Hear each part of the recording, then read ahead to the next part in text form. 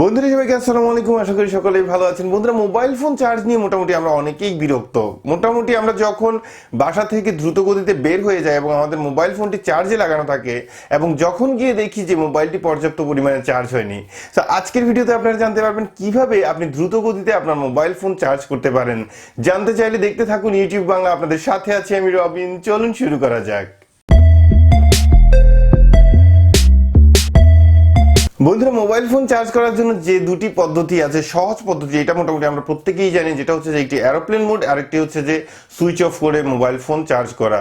So এই দুটি পদ্ধতি মূলত একইভাবে কাজ করে, যে আপনার মোবাইল ফোনে সব নর্মাল ফাংশন বন্ধ করে দেয় এবং আপনি কলও রিসিভ করতে পারেন না। কিন্তু আমরা এখানে চেষ্টা করবো মোবাইল ফোন অন রেখে কিভাবে তাড়াতাড়ি চার্জ করা যায়, যেহেতু আমাদের যে কোনো কল রিসিভ করা ইম্পর্টেন্ট হয়ে যায়। সো নাম্বার ওয়ান, আপনি যেটা করতে পারেন সেটা হচ্ছে যে আপনি আপনার মোবাইল ফোন কল অপশনটা খোলা রেখে বাকি যে আদার হাবিজাবি অপশন আছে সেগুলি আপনি বন্ধ করে দিতে পারেন। যেমন এক ক্লিকেই নোটিফিকেশন প্যানেল টান দিয়ে দিন, তারপর আপনি সেখানে দেখতে পাবেন যে Bluetooth, wifi, data connection, location service এবং সিঙ্কিং।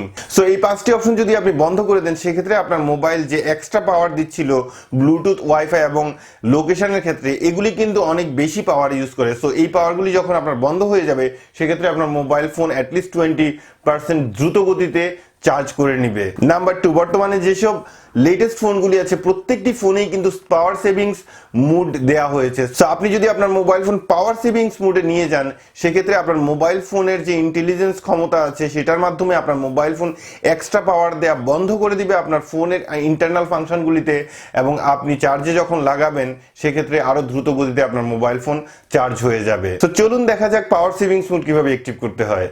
বন্ধুরা, স্যামসাং ফোন থেকে আপনি যদি আপনার ব্যাটারি সেভিংস মুডে যেতে চান, সেক্ষেত্রে আপনি জাস্ট সেটিংসে চলে যান। সেটিংসে চলে যাওয়ার পর আপনি এখানে দেখতে পাচ্ছেন যে ডিভাইস মেনটেনেন্সে যাওয়ার পর আপনি জাস্ট ব্যাটারি ক্লিক করুন। ব্যাটারি ক্লিক করার পর এখানে আপনি দেখতে পাচ্ছেন যে পাওয়ার সেভিংস মুড এখানে অফ আছে। আপনি মিডিয়াম, ম্যাক্স, আপনার যেটা ভালো লাগে, আপনি মিডিয়াম পাওয়ার সেভিংস যদি পছন্দ করেন সেক্ষেত্রে মিডিয়াম পাওয়ার সেভিংসে চলে যান, এবং ম্যাক্স যদি হয় ম্যাক্সে চলে যান।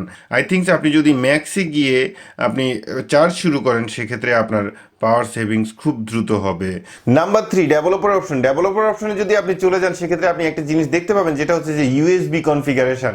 সেখানে যদি আপনি পাঁচটি অপশনের মধ্যে শুধু চার্জিং অপশনটা সিলেক্ট করে দেন, সেক্ষেত্রেও কিন্তু আপনি দ্রুত চার্জ করতে পারবেন। সো ডেভেলপার অপশনে গিয়ে কিভাবে এই অপশনটি সচল করতে হয় চলুন দেখা যাক। বন্ধুরা, ডেভেলপার অপশনে যাওয়ার জন্য আপনি আপনার মেনিউ থেকে আপনি সেটিংসে চলে যান। সেটিংসে চলে যাওয়ার পর অনেকেই ডেভেলপার অপশন অন করতে পারেন না, তাদের উদ্দেশ্যে বলছি, জাস্ট অ্যাবাউট ডিভাইসে চলে যান।